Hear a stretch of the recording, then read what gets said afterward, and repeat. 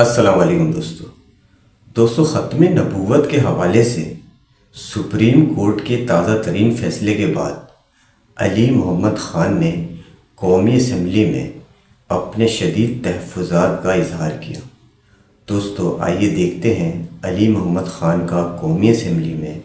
ختم نبوت کے حوالے سے ایک پرجوش خطاب۔ دوستو آئیے دیکھتے ہیں۔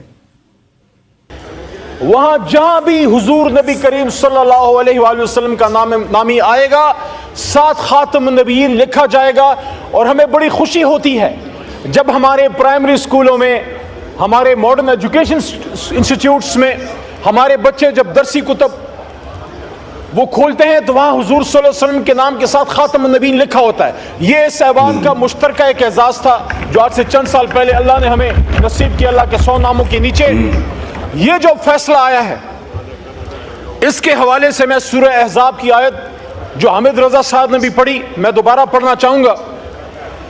کہ ما کان محمد ابا احد من رجالکم ولکن رسول اللہ وخاتم النبیین وکان اللہ بکل شیء علیما۔ یہ بچوں کے لیے ہے کہ وہ اس کو یاد کر لیجئے کہ اللہ تعالیٰ گواہی دے رہا ہے، اللہ تعالیٰ اپنے قرآن عظیم الشان میں گواہی دے رہا ہے کہ جب ابھی آدم کی تخلیق نہیں ہوئی، کیونکہ قرآن لوح محفوظ میں آدم علیہ السلام کی تخلیق سے 4 ارب سال پہلے موجود تھا، تو حضور نبی کریم صلی اللہ علیہ وسلم کی ختم نبوت کی گواہی اللہ بزرگ برتر آدم علیہ السلام کی پیدائش سے بھی جب ابھی تک کوئی ایک نبی بھی نہیں آیا وہ گواہی دے رہے ہیں۔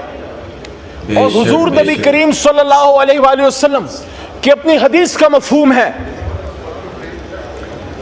ابو داؤد میں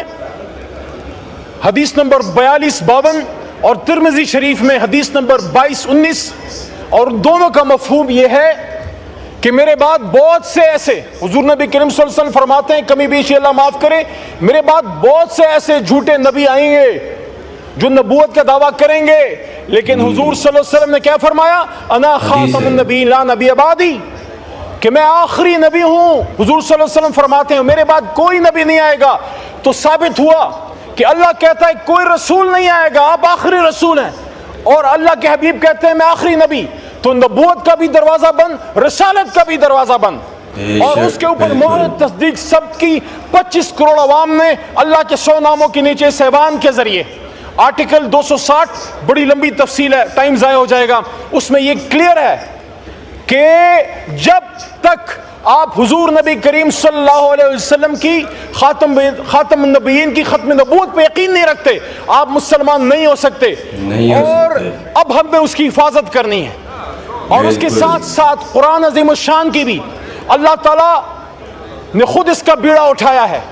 یہ کوئی بھول جائے کہ ہم ختم نبوت یا قرآن کی حفاظت کریں گے، وہ اللہ کرے گا، لیکن ہم نے اپنا کردار ادا کرنا ہے۔ میں سمجھتا ہوں کہ یہ جو فیصلہ سپریم کورٹ کی طرف سے آیا ہے، چھوٹا موٹا وکیل ہوں، میرے خیال میں اس ایوان کو پرزور مطالبہ کرنا چاہیے اپنی سپریم کورٹ سے کہ سپریم کورٹ میں بھی ہم سے زیادہ غلامان رسول موجود ہیں، ان کو ہم سے زیادہ حضور نبی کریم صلی اللہ علیہ وسلم سے محبت ہے، اور ان کی ختم نبوت کی حفاظت کے لیے ہم سے زیادہ قربانی کے لیے تیار ہوں گے، لیکن اس فیصلے سے ابہام پیدا ہوا ہے، اس لیے ضرورت اس امر کی ہے جناب اسپیکر صاحب کہ جس طرح میرے محترم حنیف عباسی بھائی نے بات کی ہے، اور جس طرح حامد رضا صاحبزادہ صاحب نے گفتگو فرمائی ہے، اور جس طرح لا منسٹر صاحب نے بات کی ہے، میں بھی ان تمام باتوں کو سیکنڈ کرتا ہوں۔ سب سے پہلی بات تو تحریک انصاف کی طرف سے یہ کہنا چاہتا ہوں، کسی بھی صورت میں ریاست کے علاوہ، حکومت کے علاوہ کسی کو سزا دینے کا حق نہیں ہے۔ اگر ایک شخص کسی گناہ کا مرتکب ہوتا ہے، جرم کا مرتکب ہوتا ہے،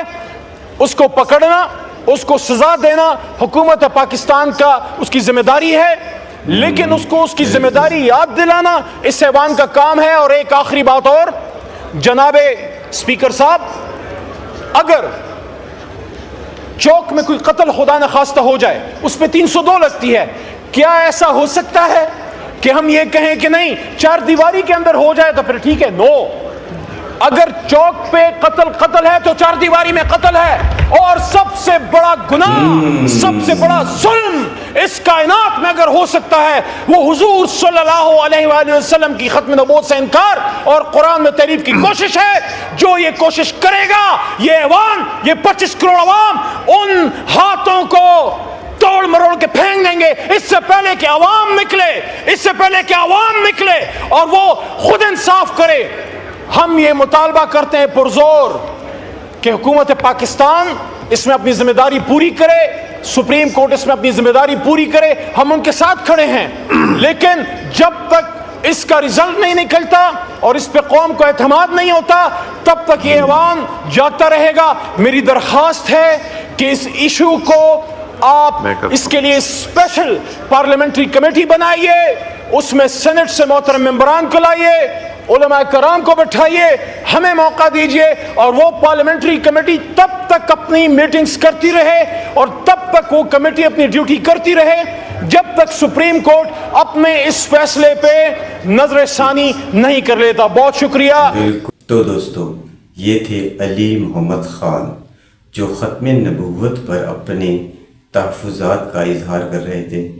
دوستو، ایک اور نئی ریئیکشن ویڈیو کے ساتھ انشاءاللہ پھر حاضر ہوں گے، جب تک کے لیے اجازت دیجیے۔ اللہ حافظ۔